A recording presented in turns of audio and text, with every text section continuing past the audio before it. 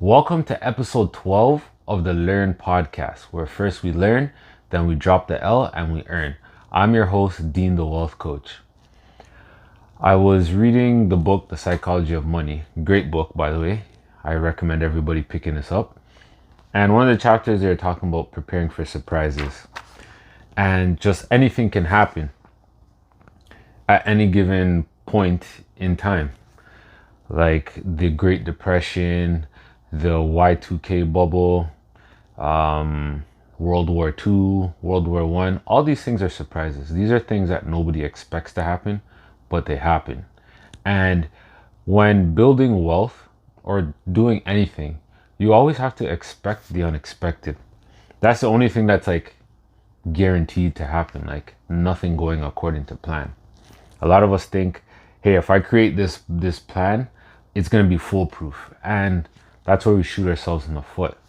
We have to be able to take on these challenges that are going to come our way, like the roadblocks, the bumps in the road, whatever it may be.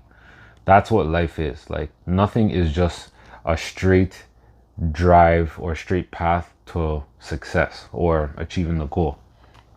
So we have to be prepared for the unexpected.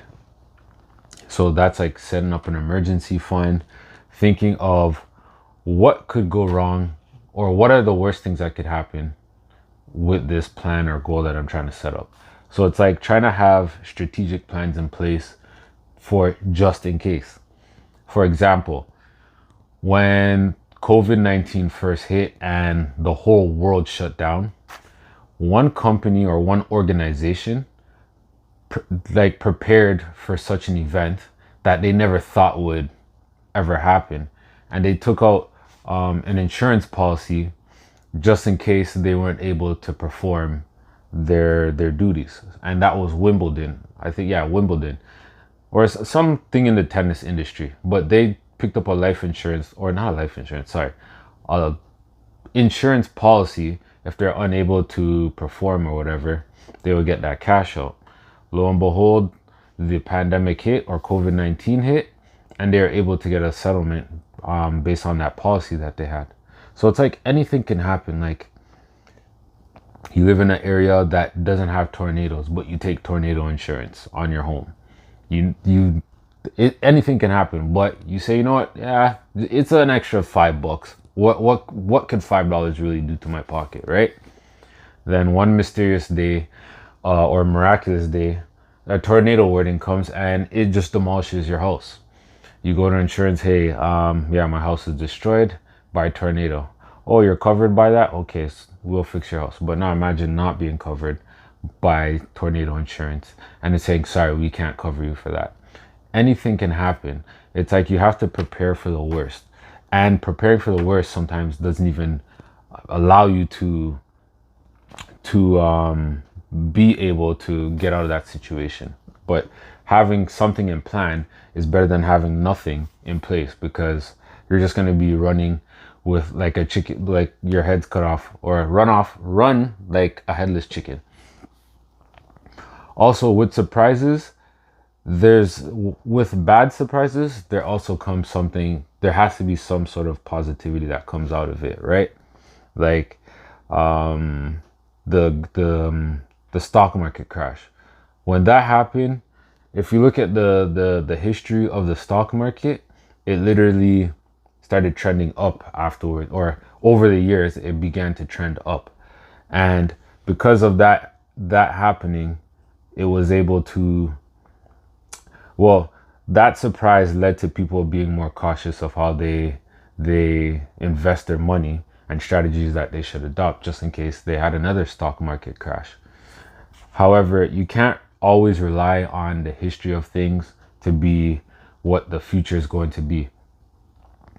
So going back to the tornado, because one happened doesn't necessarily mean another one's gonna happen, or that same type of natural disaster comes through and demolishes your house.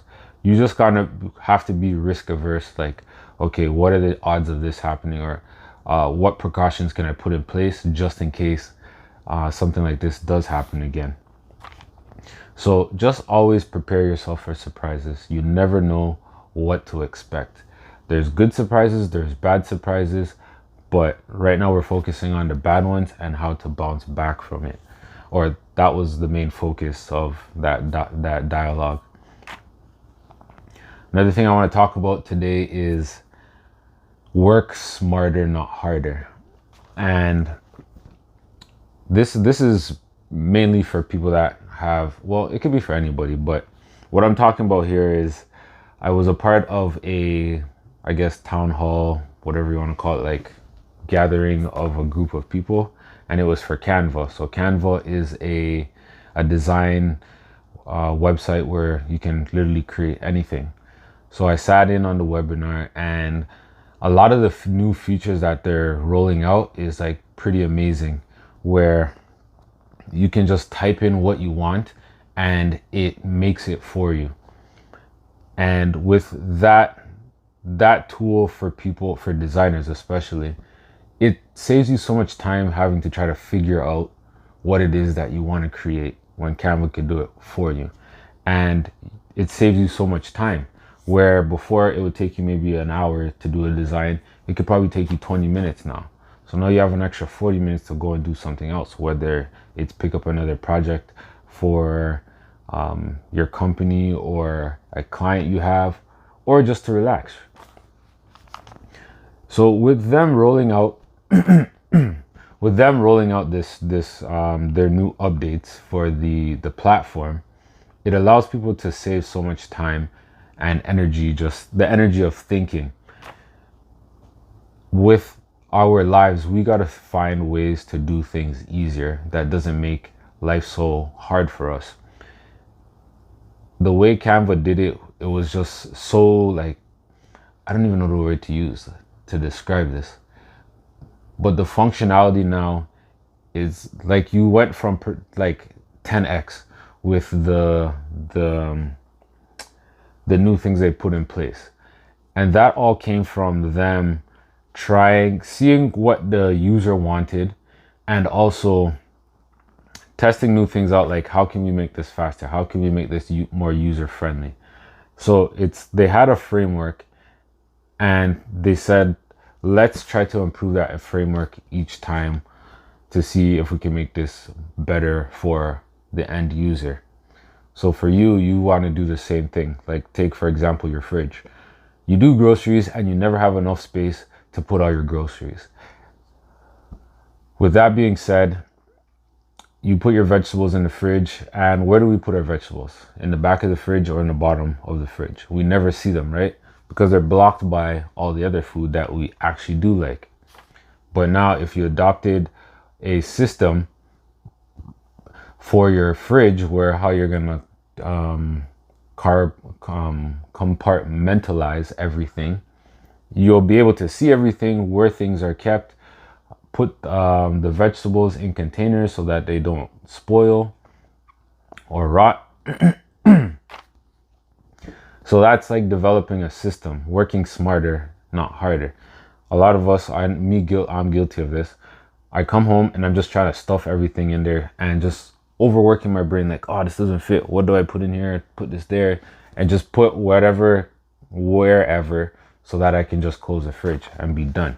But then a week's time comes and I'm throwing away a third of the food. So that wasn't working smarter. That was just me working hard enough to get it all in the fridge, but now I just wasted money by just overstuffing the fridge and not being able to see the other foods that need to be eaten that I purchased. So I just want to kind of just throw that out there. But the Canva updates is really amazing. So anybody that's a graphic designer, or you create your own content, that's a perfect app to use. I highly recommend using it. If you are interested in signing up, I left a link in the description for you to join for free. If you want to get the paid subscription, that's totally up to you. The other day I was having, I don't know why, but it just hit me from left field. I heard it somewhere, but I don't know where, but it was, don't make content, be the content. And for a long time, I didn't understand what that meant until a couple of days ago. I was like, oh, it makes sense now. And I came across Gary Vee. So he wrote a blog post, and he also has a video on just being your authentic self. This guy has been screaming at people for like over 6 years. Just get in front of the camera and just create stuff. Who cares what it looks like? Nobody gives a F about you. Just put it out there. And it's true.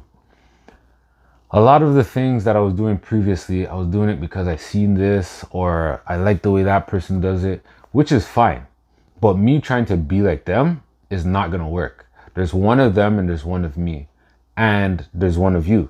So you need to be just your authentic self. It's like just be who you are and just show up when it comes to social media or just promoting your business.